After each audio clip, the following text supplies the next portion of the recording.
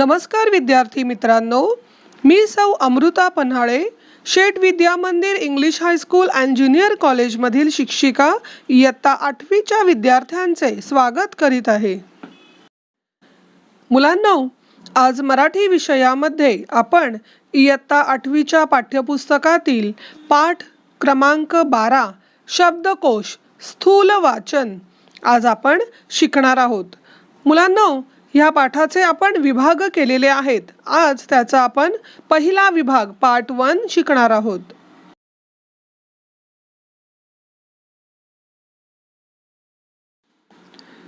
पाठ 12 शब्दकोश स्थूल वाचन. दैनंदिन जीवनात आपण सहजपणे अनेक नवीन शब्द वापरतो. हे शब्द सहजपणे आपल्या कानावर पडतात अथवा वाचनातून समजतात. संदर्भानुसार आपण त्यांचे अर्थ लावतो व त्यांचा उपयोग करायला शिकतो. प्रत्येक वेळी त्या शब्दांचा नेमका अर्थ किंवा अर्थछटा आपल्याला समजलेली असतेच असे नाही.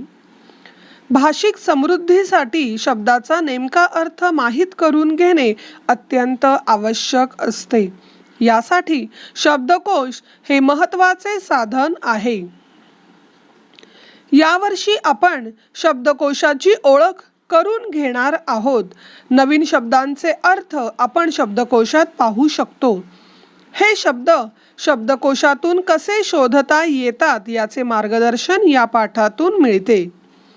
नवीन शब्दांचे अर्थ तुम्ही शब्दकोशात पाहायला शिकावेत, त्यांची सवय तुम्हाला लागावी व शब्दांच्या अर्थांची मजा घेता यावी या दृष्टीने या पाठाचा अभ्यास महत्त्वपूर्ण आहे. शाळेच्या मधल्या सुट्टीमध्ये नेहा व सायली या दोन मैत्रिणींमधील हा संवाद आहे. आज शब्दकोश में हम देखेंगे कि दो सहेलियां आपस में कैसे बात कर रही है.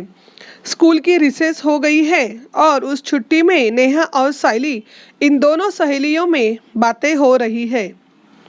नेहा: सायली, स्वातंत्र्य दिन, प्रजासत्ताक दिन या शब्दांमधील दिन शब्दाचा अर्थ दिवस असा आहे, हो ना ग?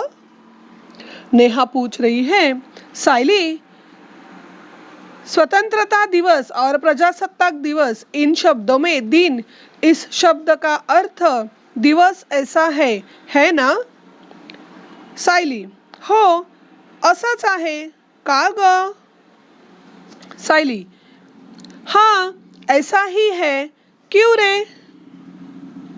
नेहा: अगं, मागच्या धड्यात हा शब्द आला होता तेव्हा बाईंनी या शब्दाचा अर्थ सांगितला होता, गरीब.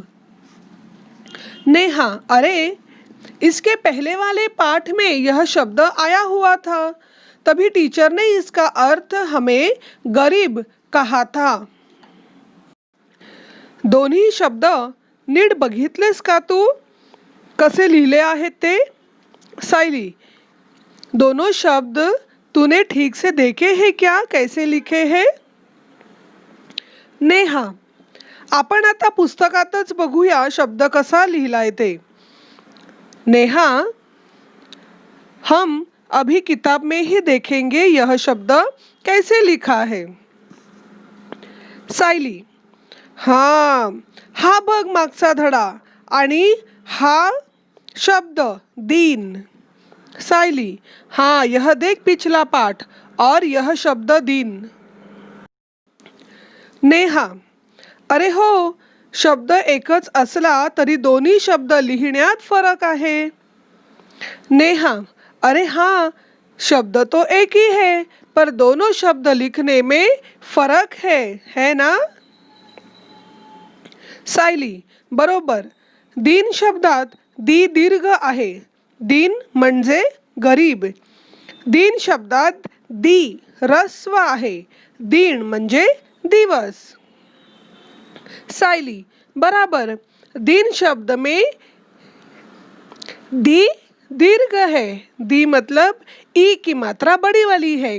दिन मतलब गरीब और दिन, दिन शब्दात दीर्घ है, दिन मतलब दिवस. नेहा, शब्दांची किती गंमत आहे ना.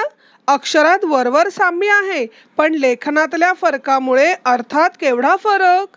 नेहा, शब्दों की कितनी मजा है ना.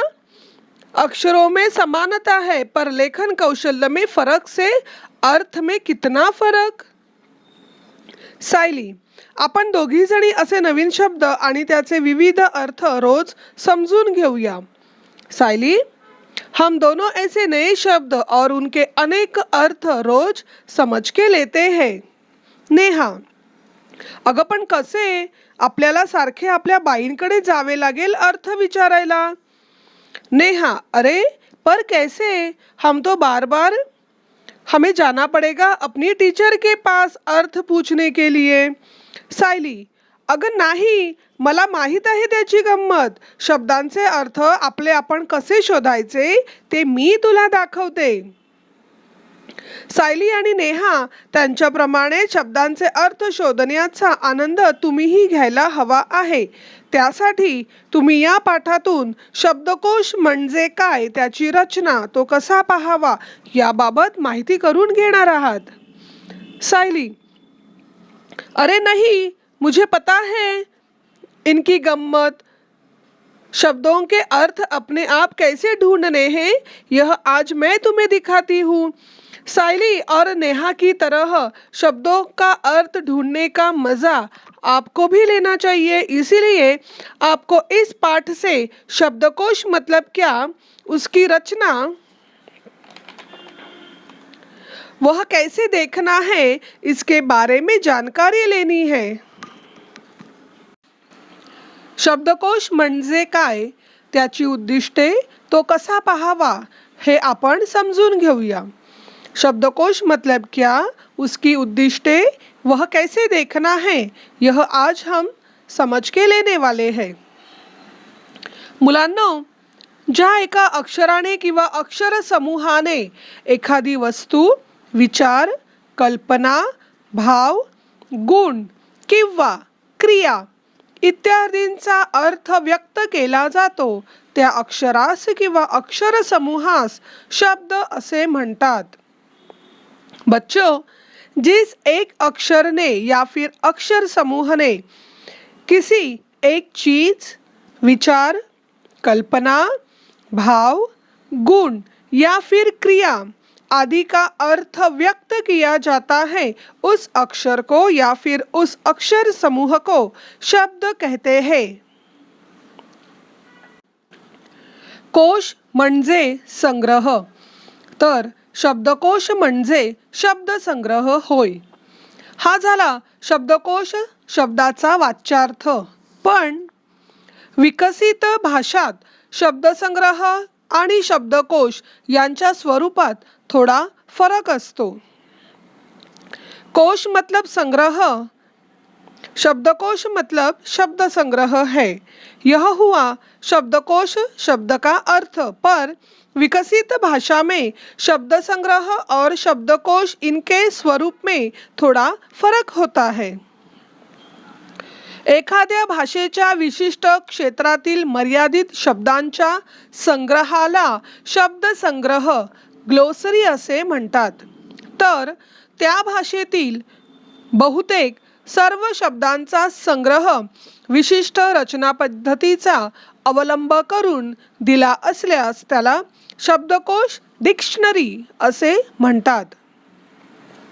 किसी भाषा के विशिष्ट क्षेत्र से मर्यादित शब्दों के संग्रह को शब्द संग्रह मतलब ग्लोसरी कहते हैं, और उस भाषा के ज्यादातर सब शब्दों का संग्रह विशिष्ट रचना पद्धति का उपयोग करके दिया गया है तो उसे शब्दकोश यानी डिक्शनरी कहते हैं. कोशात समाविष्ट केलेल्या शब्दांची रचना पद्धतशीरपणे केलेली असते. संग्रहित केलेल्या शब्दांचा क्रम कोणत्या पद्धतीने लावला आहे ते कळले तर कोणताही शब्द कोठे सहजतेने सापडेल हे नक्की कळते. डिक्शनरी में शब्दों की रचना इस प्रकार से की होती है, उसमें हर एक शब्द का क्रम किस तरह से लगाया है यह समझ में आ गया तो कौन सा भी शब्द हम किसी भी तरह से ढूंढ सकते हैं। अलीकडे सर्व भाषातील कोशातील शब्दांची योजना त्या भाषेच्या व्यवहारासाठी वापरल्या जाणाऱ्या लिपीतील वर्णांच्या क्रमाने केलेली असते। अशी योजना करताना शब्दांचे आद्य अक्षर किंवा वर्ण विचारात घेतलेला असतो। या पद्धतीमुळे कोशात शब्द कोठे सापडेल हे चटकन ठरवता येते। आजकल इस डिक्शनरी में शब्दों की योजना इस भाषा के व्यवहार उपयोगी लिपितील वर्णक्रम से की जाती है।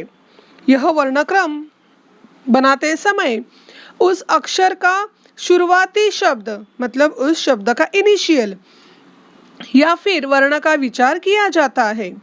इसके उपयोग से डिक्शनरी में शब्द कहाँ पर लिखा है यह तुरंत समझ में आता है।